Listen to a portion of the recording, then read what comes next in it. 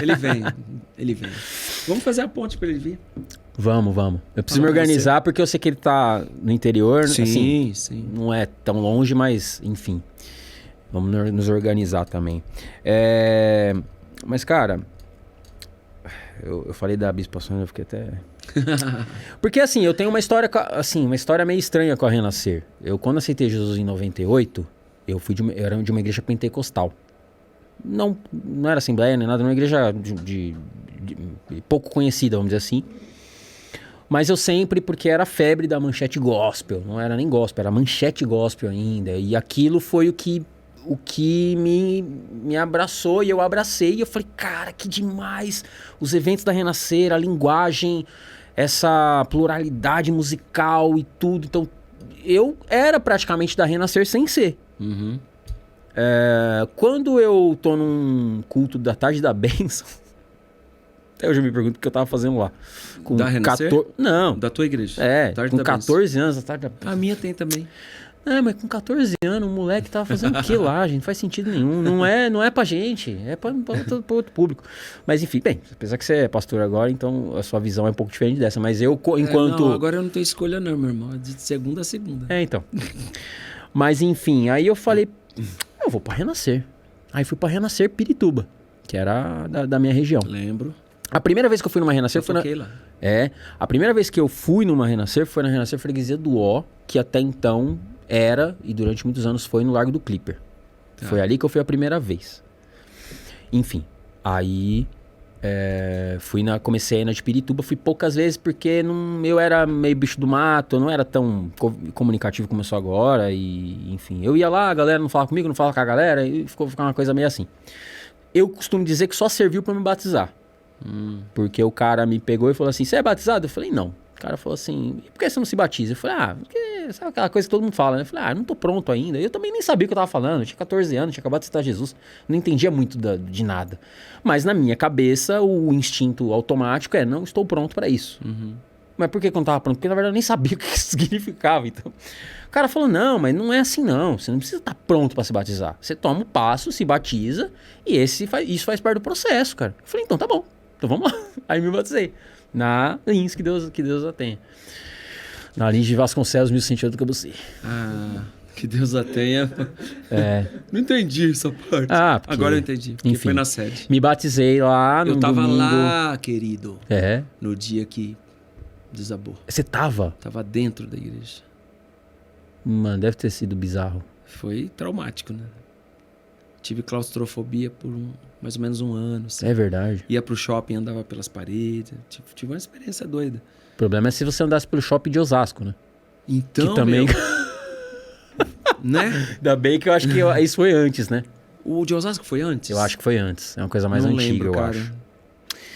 Caramba, que doideira. Você sabe que eu passo de vez em quando lá em frente e isso que eu tô te falando, eu não fui de lá. Eu fui 2 vezes, uma vez num culto que tinha depois ele deixou de existir, mas era o culto de domingo às 3, que eu acho que era de jovens. Sim. Eu fui em um ali, vazio, fiquei lá na frentinha com o coral sempre... Bunny, fazendo louvor. Bunny. Muito da hora, inclusive. E a vez que eu me batizei, lá no domingo, tava meio frio e tal, subi, tomei meia ceia, porque já tinha entregue, acho que o pão, tomei só o vinho. Essa foi a história de ceia.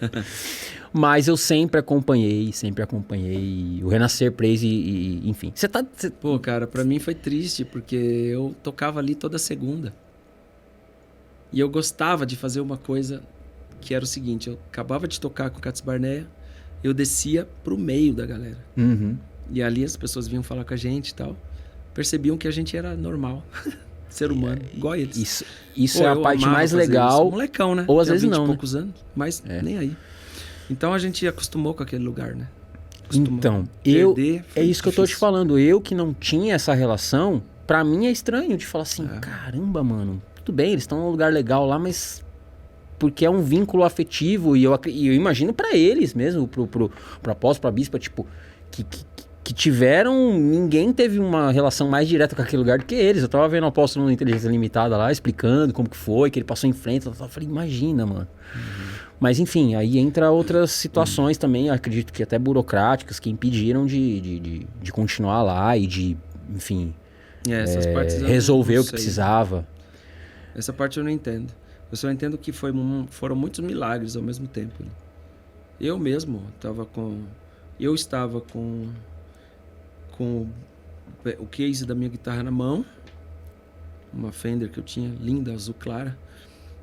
E eu estava olhando para o baterista. E era um cara novo que eu nunca tinha visto. Ele brincou comigo. De repente, ouvi um estalo. Olhei para o céu estava desfazendo. Então tinha uma luz do sol entre os estilhaços. Meu Deus, mano. E ali foi um impulso. Eu saí correndo, dei um koshi, né, que a gente fala no judô. Dei uma cinturada no Daki, que era um cantor que tinha lá, e carreguei ele comigo pro canto. E ali eu ficava gritando, sangue de Jesus tem poder. Enquanto aquela loucura toda. E eu com o olho fechado, quando parou todo o barulho, eu lembro que eu gritei com o olho fechado. Tem saída! Tem saída! Claro que tem saída, né? Não tem mais teto, né? Aí o povo, tem!